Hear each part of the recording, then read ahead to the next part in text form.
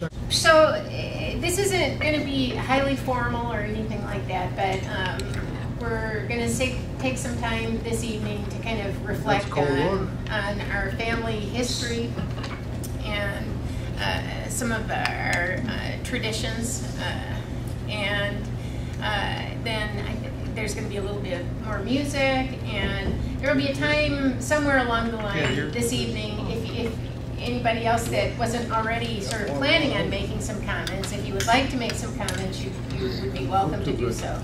You know, if you'd like to share some reflections as well. So, but I volunteered to go first because I wanted to make sure that I could share my anecdotes before anybody else took them. So we'll see how that goes. If you get some repetition, so be it.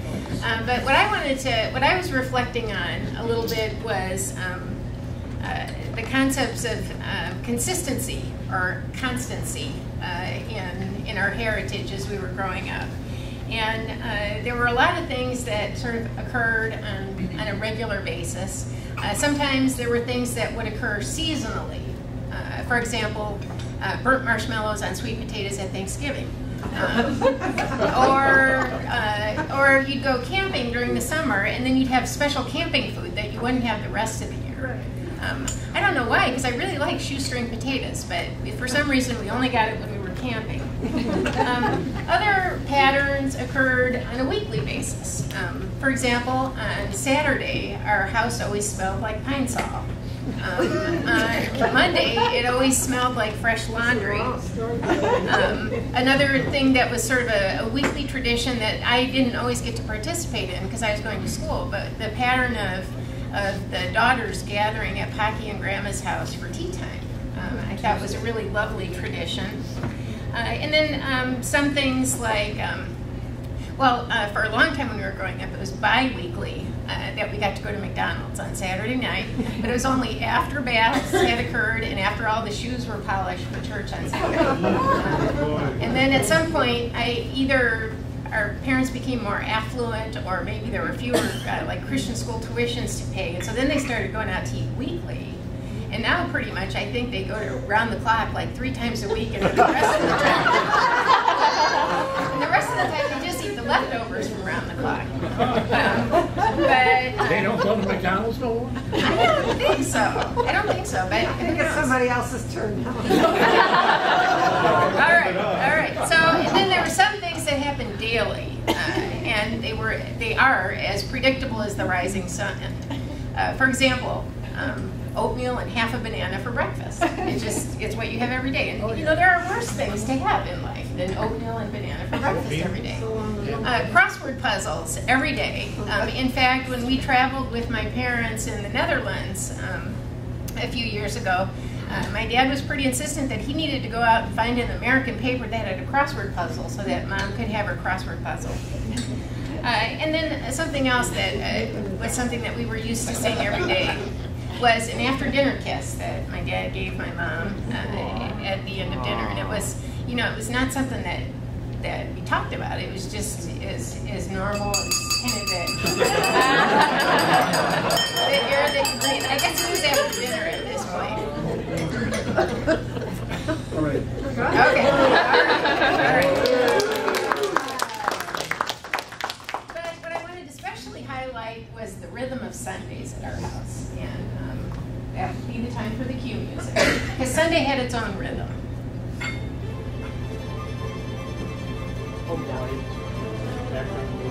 Louder.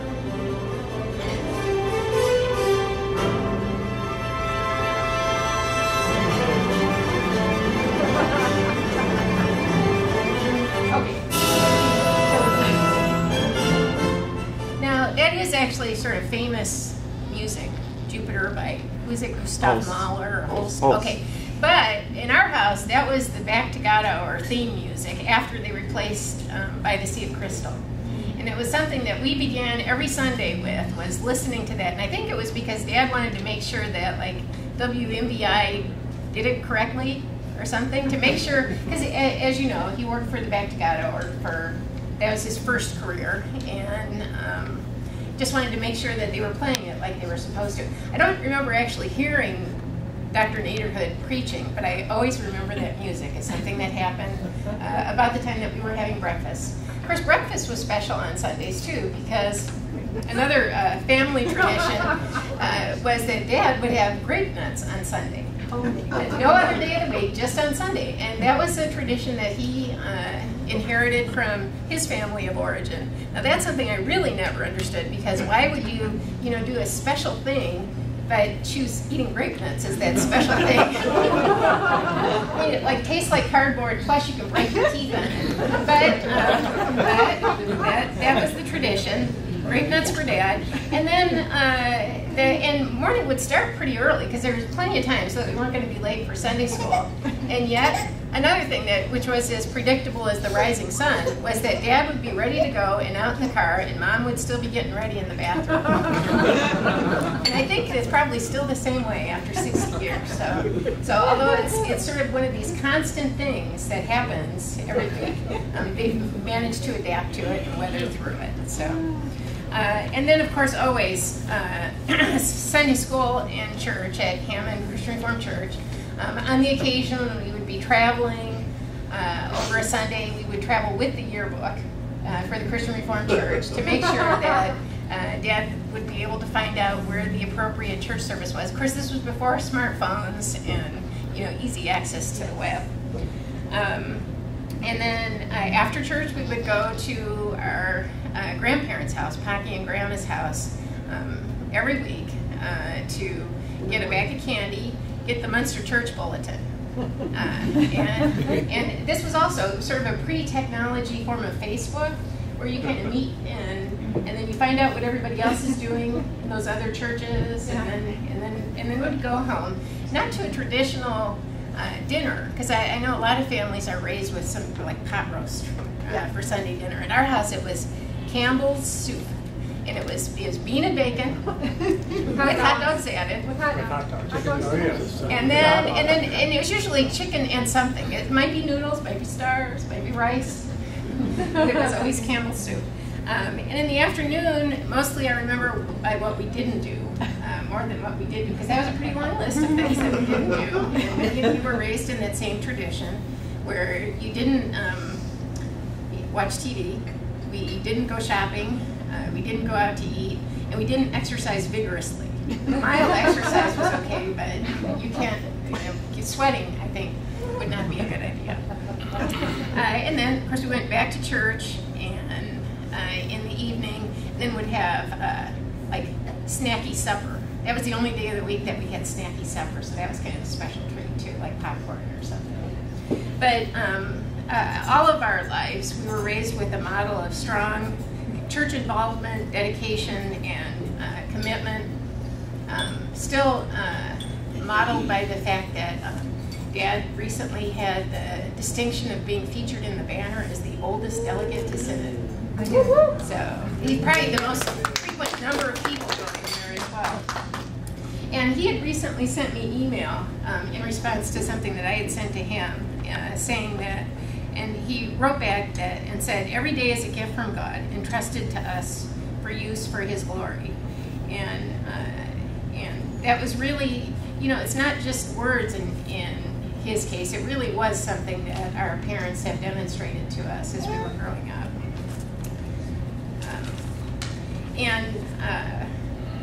In the work that I do, I see a lot of families that have the opposite of what we had, a lot of chaos, a lot of instability, and just a lot of insecurity. And when I was thinking about this theme of consistency, I use the old Google, and there's a lot of quotes associated with consistency, and almost all of them are negative connotations, including things like the last resort of the unimaginative. But if you looked hard enough, there were also references to it as a steady conformity to character, belief, or custom, which is truly the experience that we had. And then constancy is defined as the quality of being faithful and dependable, the quality of being enduring and unchanging, which almost sounds like the way that you describe God. But I think it really has been sort of something that we've experienced in our life. I think it's a reflection of that grace. And so thank you, Mom and Dad.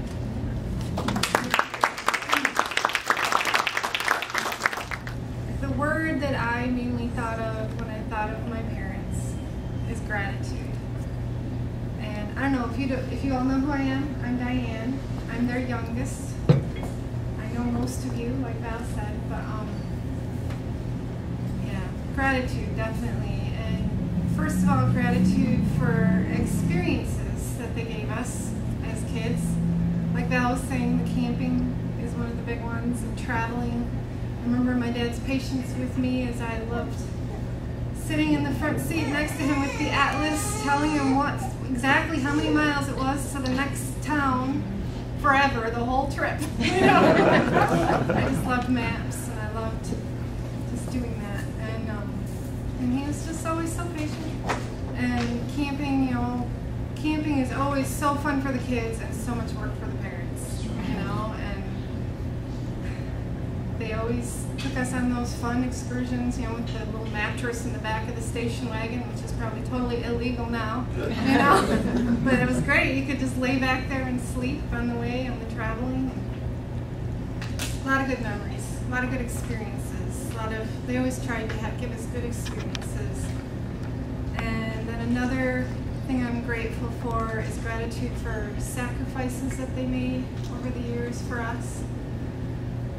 For, you know, 4 kids through Christian school is not inexpensive, so there's many things, other things they could have done with that money, but that was a big priority for them, very important. And, you know, there's a lot more things they could have done with that money, but I really appreciate the sacrifices they made for us. And then there's gratitude for the patience they had with me, my youthful indiscretions, and you know, things I probably rebelled a little bit, you know, as a teenager, maybe a lot. Situations I got myself into that they were always so full of grace and love, and I'm just so thankful and have so much gratitude that they modeled the love of God, you know, towards me.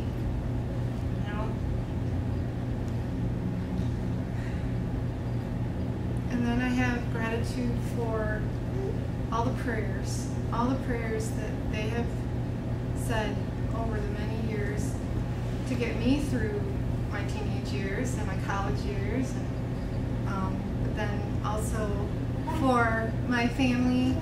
You know, I know they pray every day for all of us, for all their kids, all their grandkids, for their beautiful new great-grandchild, for their grandkids. All the prayers they're getting us through hard times, you know, when we have hard times in our families.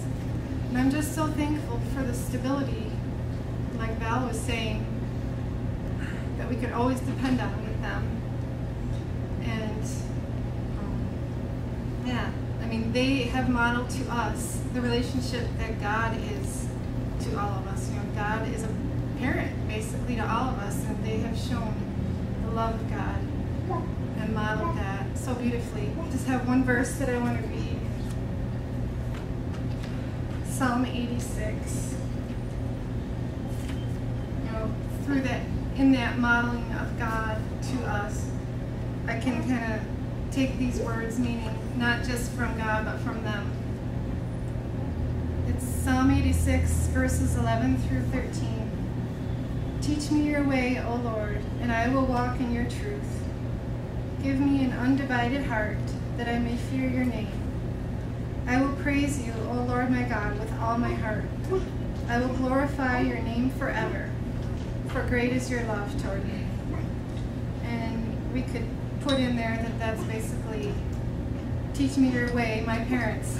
You know, I will walk in your truth. Give me an undivided heart, that I may fear your name. I will praise you, O Lord my God, with all my heart. I will glorify your name forever, for great is your love toward me. And I know my parents' love is great towards me, and my love for them has grown over the years, because I have learned to appreciate it. You always say, you know, kids will appreciate you more when they're older, and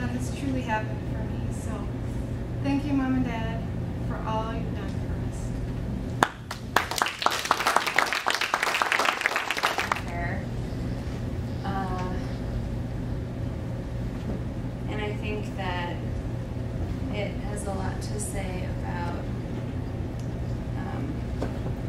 the grandparents, my grandparents. By the way, I'm Claire, daughter of Val. I'm sorry.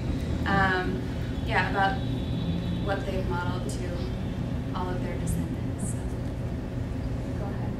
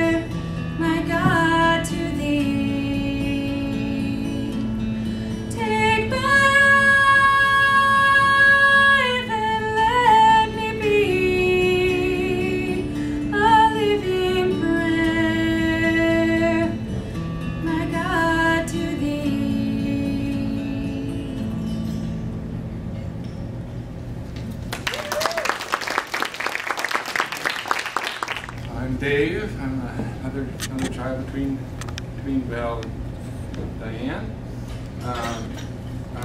Just to have a few random memories. Talk about one of the big things again is the annual camping trips that we go 3 or 4 weeks, as I recall, and we used to date things. Oh, let's see, how many years ago was that? Oh, that was so many vacations ago.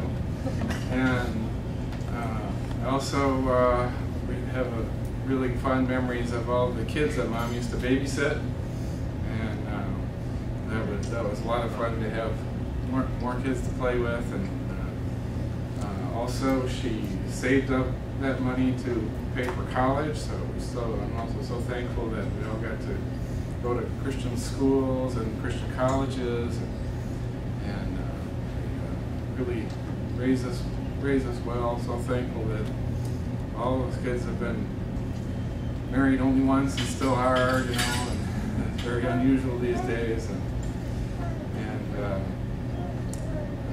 it's just did a great job. So yeah, I don't have a lot to say, but just thank you. I'm excited I got to come. I wasn't sure I was going to be able to, but I was excited I got to come.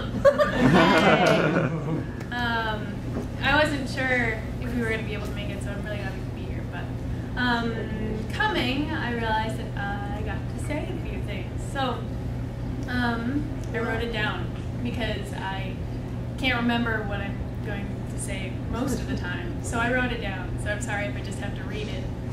But growing up second generation Dykstra, I came to understand several things. First, I was always genetically assured of my ability to reach things on the top of kitchen cabinets.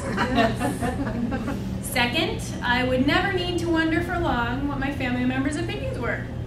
Third, the Wall of Reformers in Geneva, Switzerland is an acceptable and encouraged vacation destination. We've been going along with this for the past 60 years.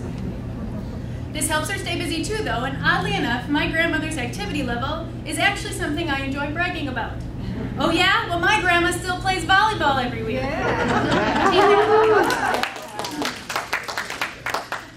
I enjoy volleyball a lot too, and that isn't the only thing I learned from her. She used to watch me a lot when I was little, and she often took me on bike rides, which I still love. She taught me how to make honey butter and patiently gave me the recipe every time I called her in college because I had lost it again. I'm pretty sure I got some of my competitiveness and love for games from her too, since I've never seen her turn down a game of Rummy Cube, Sequence, or of course Scrabble, which she still always beats me at. Perhaps my favorite thing, though, that I gleaned from her is her enthusiasm about how to thoroughly love a good hug. Most of all, though, my grandparents together have been a beautiful example of what Christian love in marriage means. Love is being fully committed to God and to your spouse, no matter what life brings your way. Thank you so much from the bottom of my heart for teaching this to your children. I'm sorry. I didn't realize I was going to do that. For teaching this love to your children and living it every day for them to see. Because of this, my parents knew how to show that love to me. Now I sincerely believe that I'm fortunate enough to be counted as one of the recipients of God's promise to show love to 1,000 generations of those who love Him. Because of you, I know what it means when it says that husbands are supposed to love their wives as Christ loved the church and vice versa. Because of you, I have concrete generational patterns in my family to know what that looks like in real life.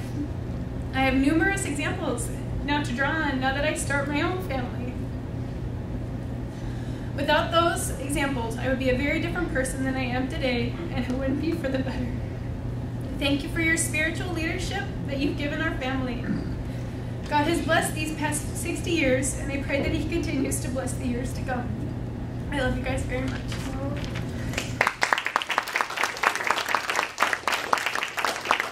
Well, when Val and I first met, I had this really old 62-something car. And that was about 20 years later than 62, you know, so it was really old. And when I lived in an apartment, someone shot a BB through the back window of it. And I was really cheap, like a Dutch person would be cheap. But I was Scottish cheap. So what I did was I went to one of those home improvement stores and I bought plexiglass, and I cut it to size, and I bought like a tube of tar caulk, and I tarred it onto the back, and then I drove down the highway and it immediately blew out on the interstate, tar side down. So I picked it up off the interstate and I reused it by putting screws around the edge. So this was my car, and so one of the first things that I remember my potential father-in-law saying was, well, when are you going to get a new car? So, and he was always very low-key about it. And so it was a good memory. And the other thing I wanted to say was that as someone who wasn't raised in the Dutch-American tradition, I was different. I had brown eyes, for one thing, so that was pretty unusual in the family. But they've always welcomed me as part of the family, and it's been great, and it's been a wonderful family to be a part of, and I really appreciate it.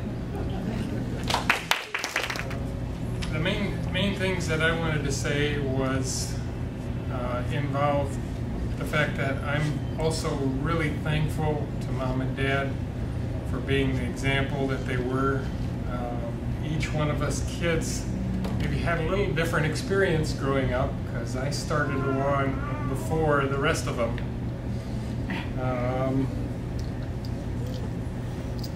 A few weeks ago, Lynn and I had a chance to make a trip to Minnesota for Jade's dedication, and Mom and Dad came along with us.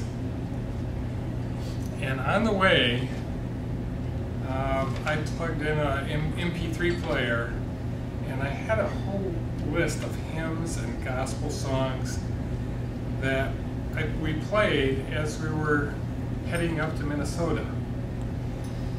And it turns out that as we did that, I was able to sing along with that, and we pretty much all did, and had a great time going up there. And the reason I was able to do that, I realized, was because of the way it was brought up, because of the fact that we went to church every day of every Sunday, twice on Sunday. We went to Sunday school. When that wasn't around, we went to Vacation Bible School. And after that came catechism. And after that in church, there was our young people's group was really a great thing to experience. And of course, all during that time, we went to Christian grade school and high school, and then on to college. So being part of the church and having God in my life was there from the first day on, because of Mom and Dad. And this gift of having this music available to me, just boom, there it is. I know the words to almost all of these hymns. Man, that was a great thing to me, and I thought of that right away when I realized I had to say something here. Because I'm grateful for that.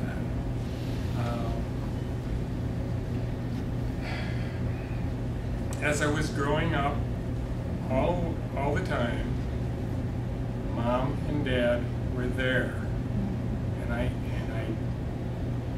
didn't know at the time how unusual that was. We look at the world around us now, and we see so many people have broken marriages. There's so many single-parent families. You just don't see very often what we had in our life. And at the time, I didn't realize it. But like what Diane had said earlier, as you got older, you realized, wow, this has been a great gift that they gave to us.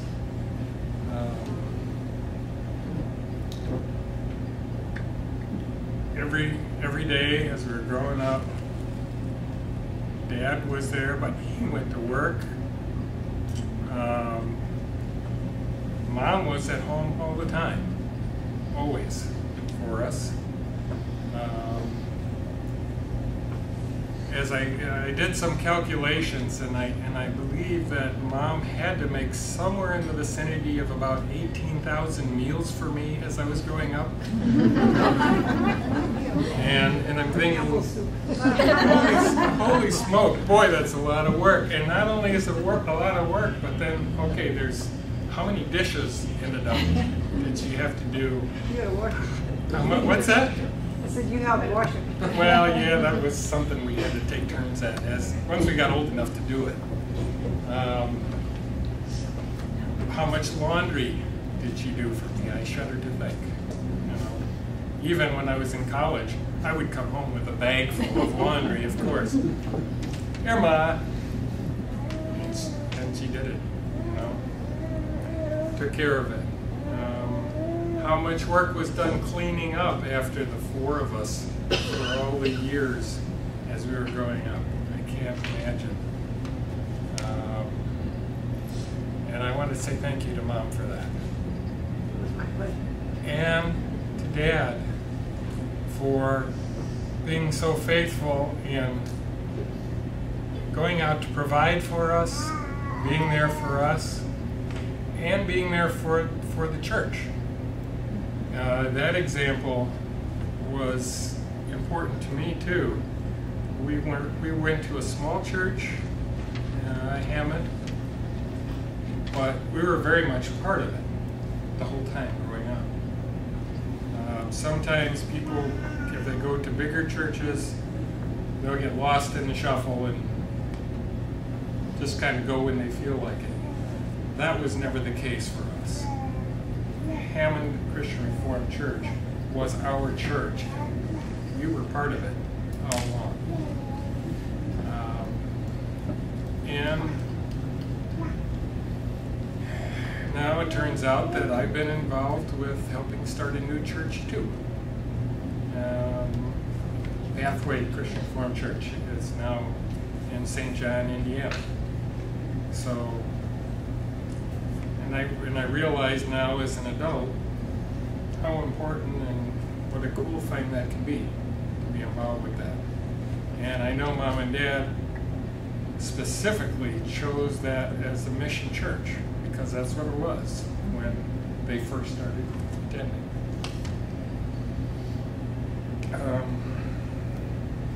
And even though I know Dad was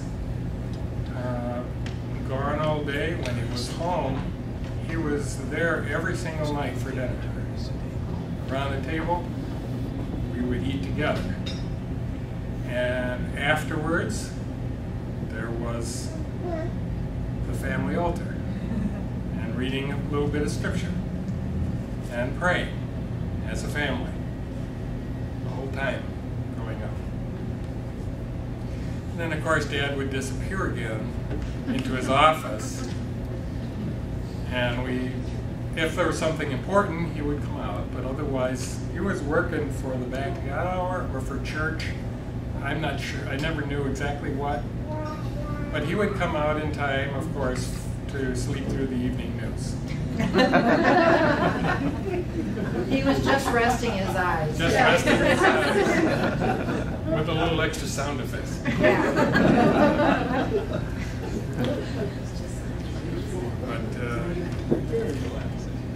But Dad was always there for us, and the example of being part of the church and being part of the ministry of the Lord was just who he was, always.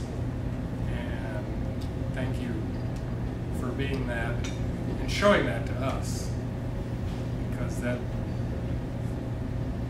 part of what made us who we are, I think. And the fact that both of you are here together now after 60 years is part of the reason that all of us have been married, and now Lynn and I, it's 35 years. So it's as Laura was saying, you know, from to how many generations is this going to last? We don't know, but the Lord promises that he'll be faithful if we are faithful. So it's a wonderful thing. Oh, and also something Val said that still to this day, I don't understand how you did it. Dad worked for most of his career, or almost all of it, working for a charitable organization. Mom was at home. How in the world did they raise 4 of us and send us all through Christian school, grade school and high school, and pay for at least part of college? I have no idea, but God is faithful, I guess. That's all I can say, and thank you for doing that for us. Another thing, as after we got married, and it was time for Lynn to start thinking about maybe getting back into teaching. We had Laura around, but we needed some help. Well, and of course, nobody was happier than Mom to take care of Laura for, what, at least 2 or 3 times a week for I don't know how long, for a number of years. And we could bring Laura to Mom, and we had no worries. We knew Laura was being taken care of as good as possible. And that was quite a gift to us, too. It's a gift to me. So, I guess another thing Diane had said I want to say again too. Essentially, we knew as we were growing up as kids, as we've been married to this day, we knew all along that if we ever needed you, or if we ever needed help for any reason, we could call Mom and Dad. There's a feeling of peace with that is always there. That's a wonderful thing. And thank you for that. So, that's essentially what I wanted to say. I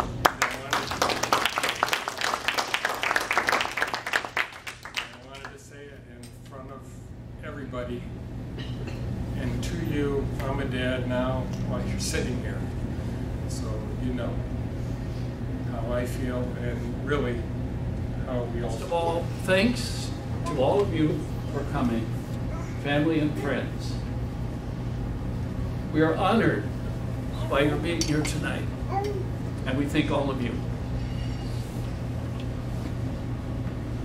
It was gratifying for Mom and for me to hear the testimonies of our children and our grandchildren tonight.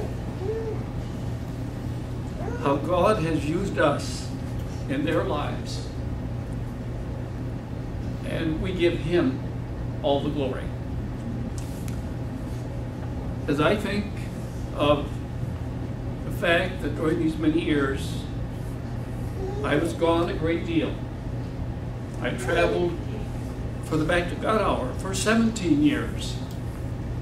I was gone many days, usually not over the weekend, but that would happen occasionally.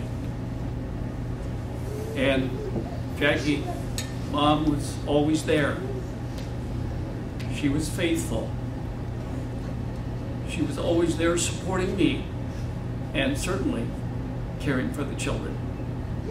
So I really give thanks to her for how supportive she's been in the work that I've done outside the home and for the kingdom. Philippians 4, verses 4 to 7 are some of my favorite Bible verses. Do not be anxious about anything, but in everything by prayer and petition with thanksgiving.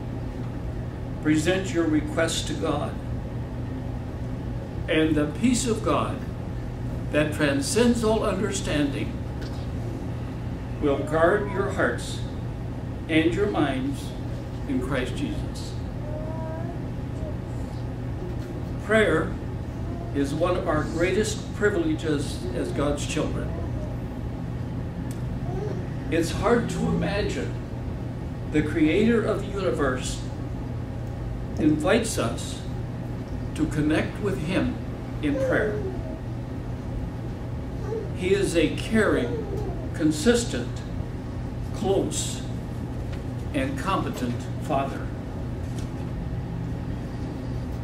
Our biblical worldview helps us understand how it fits the gospel narrative of Christ's cosmic redemption. We are living every day in the hope of heaven, and yet between the already and not yet. Sin has infected the entire human race, and death is the last enemy, but not the end. Jesus is the resurrection and the life for all who believe in Him. Jesus brought the kingdom of heaven to earth in His crucifixion and resurrection. Jesus is Lord, and nobody else is.